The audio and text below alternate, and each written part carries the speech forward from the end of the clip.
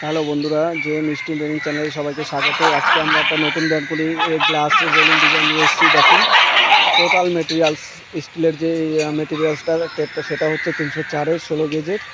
আর দেখুন এখানে আমরা 12 গ্লাস, টাফান গ্লাস ইউজ করেছি, সান ব্লাস্টিং। টোটালটাই ইচিং করা। দেখুন 12 টাফান গ্লাস, সান ব্লাস্টিং ইচিং। দেখুন দেখতে কত সুন্দর লাগছে।